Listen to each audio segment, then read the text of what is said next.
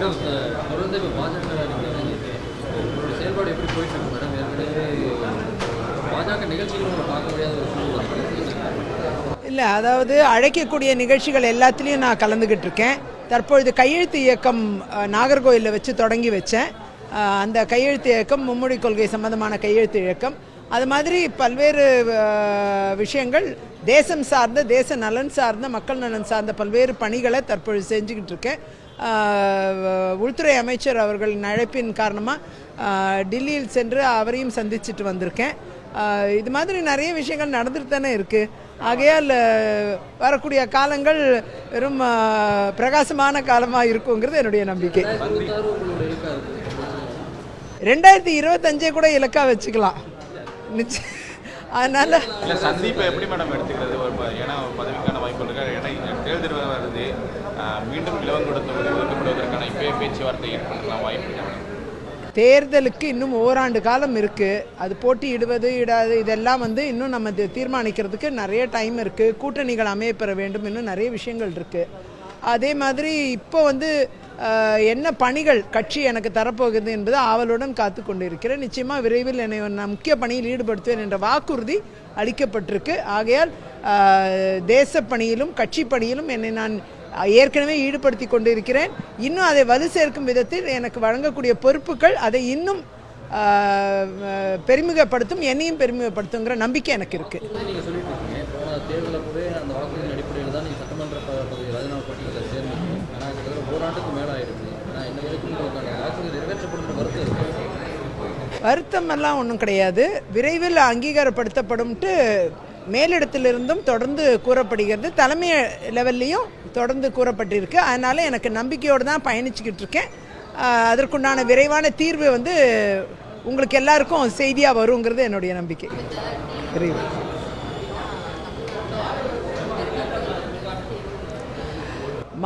தொகுதி மறுசீரமைப்பு அப்படிங்கிறது இந்த காலகட்டத்துக்கு அவசியமான ஒன்றாக இருக்குது. இன்றைக்கி மக்கள் தொகையும் அதிகமாக இருக்குது. அதே மாதிரி பல்வேறு விதத்தில் தேர்தல் களமும் மாறி இருக்கு. இதற்குண்டான கட்டமைப்பை சீர் செய்யும் இடத்தில் மறுசீரமைப்பு, தொகுதி மறுசீரமைப்பு அமையப்பெற வேண்டும். இதை இப்படி தான் அமையணும், அப்படி தான் அமையணும் அப்படிங்கிற ஆலோசனைகளை எல்லா கட்சிகளிடமும் பெறுறதுக்காக தேர்தல் ஆணையம் தற்பொழுது அனைத்து கட்சிகளையும் அழைச்சிருக்காங்க.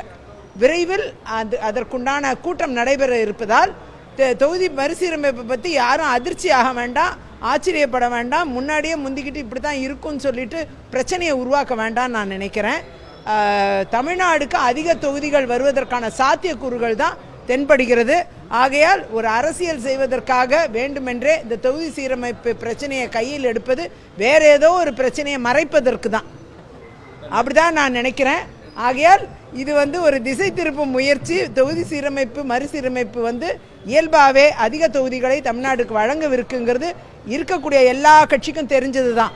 ஆனால் வேற எந்த ஒரு பிரச்சனையை மறைக்கிறதுக்கு இதை முன்னே எடுத்துகிட்டு மும்மொழி கொள்கை இஷ்யூவையும் இந்த இஷ்யூவையும் முன்ன கொண்டாந்து அதுக்காக பிரச்சனைகளை உருவாக்குற மாதிரி வேற ஒரு முக்கிய பிரச்சனைகளை திசை திருப்பும் போக்கில் தான்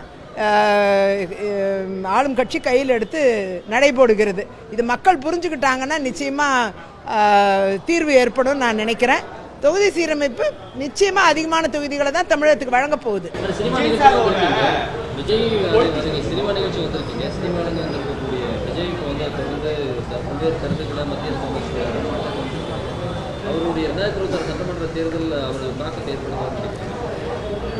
அவருக்கு சரியான கூட்டணிகளை அவர் அமைக்கவில்லை என்றால் அவர் பெரிய தாக்கத்தை தேர்தல் அரசியலில் ஏற்படுத்த வாய்ப்பே இல்லை.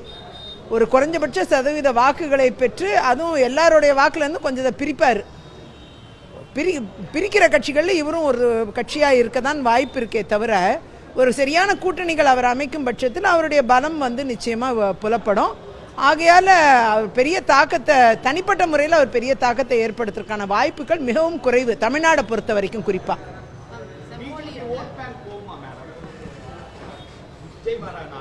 இல்லை, இது தனிப்பட்ட பிஜேபிக்குன்னு உள்ள ஓட் பேங்க் ஒரு டெடிகேட்டட் ஓட் பேங்க். அந்த ஓட் பேங்க் யாராலையும் அசைக்க முடியாத ஒரு ஓட் பேங்க். அது யாரும் கபலீகரம் செய்யவே முடியாது. அது ஒரு கொள்கையின் அடிப்படையில் உருவாக்கி இருக்கக்கூடிய ஒரு ஓட் பேங்க். அது அந்த வாக்கு வங்கியை திராவிட கட்சிகள் கூட அசைச்சு பார்க்க முடியாது. அது ஒரு நிரந்தரமான ஆழமான அழுத்தமான வாக்கு வங்கியாக இருக்கும் பிஜேபியோடது.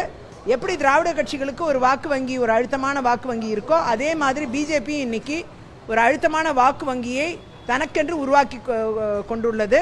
அதை தக்க வைக்கிற அளவு தான் கொள்கை ரீதியான வாக்கு வங்கிங்கனால அது உறுதியாக தக்க வைக்கப்படும்.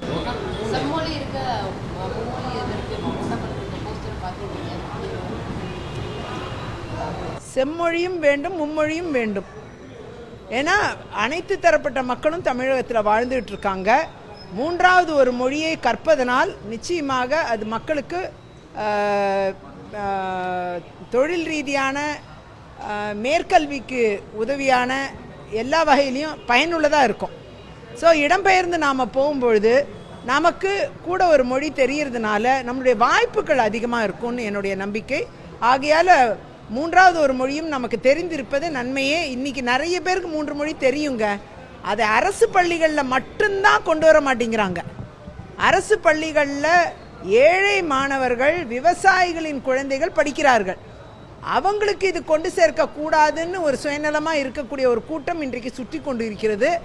அதுதான் இன்றைக்கி கேள்விக்குறியாக இருக்கே தவிர, மும்மொழி இன்றைக்கி நிறைய பேர் படிச்சுட்டு தான் இருக்காங்க ஆல்ரெடி. அதில் மும்மொழி கொள்கையை அரசு பள்ளி மாணவர்களுக்கு மாணவிகளுக்கு நம்ம கொடுக்கணும்.